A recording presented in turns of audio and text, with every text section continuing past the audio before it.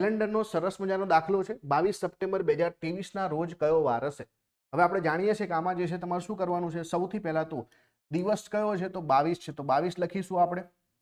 પછી જે છે વર્ષ જે છે બરાબર, લીપ યર નથી, તો સપ્ટેમ્બરની વાત કરીએ તો આપણે જે છે જે કોડ કેવા છે ભાઈ, મહિનાના કોડ પહેલા 12 નો વર્ગ એટલે 144 થાય, પછી જે છે 25 નો વર્ગ તો જે છે 025 થાય, અને પછી જે છે 6 નો વર્ગ એટલે 36 થાય, અને 12 નો વર્ગ વત્તા 2 એટલે 146 થાય। તો જુઓ આ જાન્યુઆરી, આ ફેબ્રુઆરી, આ માર્ચ, આ એપ્રિલ છે, આ મે છે, આ જૂન છે, આ જુલાઈ છે, આ ઓગસ્ટ છે અને આ સપ્ટેમ્બર છે।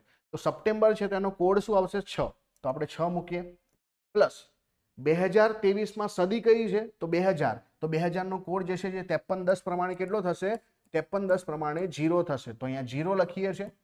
23 ના 23 લખીએ છીએ। 23 વર્ષમાં લીપ યર કેટલા આવશે તો 23 ભાગ્યા 4 કરીએ તો 4 પંચાને જે છે 20 થાય, તો 5 જે છે લીપ યર આવશે, અને છેલ્લે આપણે 5 તો એડ કરવાના જ છે, અને આ બધાને આપણે 7 વડે ભાગવાનું છે। પણ આપણે શું કરીશું, ઉપર જ જે છે કેલ્ક્યુલેટ કરી નાખીએ કે આને જે 7 વડે ભાગીએ તો એક દિવસ બચે અહીંયા, બરાબર, તો આ 6 ને 1 7 આ પણ નીકળી જશે। 23 જે છે તેમાં કેટલા દિવસ બચે છે, 2 દિવસ બચે છે, 5 ને 2 7 તો આ નીકળી જશે, તો 5 ભાગ્યા 7 એટલે કે આપણને 5 દિવસ બચે છે। કેટલા દિવસ, 5। હવે આપણે જાણીએ છીએ કે 0 એટલે કે આપણો શું છે, 0 એટલે કે રવિવાર, 1 એટલે કે સોમવાર, 2 એટલે કે મંગળવાર, 3 એટલે કે બુધવાર, 4 એટલે કે ગુરુવાર, તો 5 એટલે કે શુક્રવાર।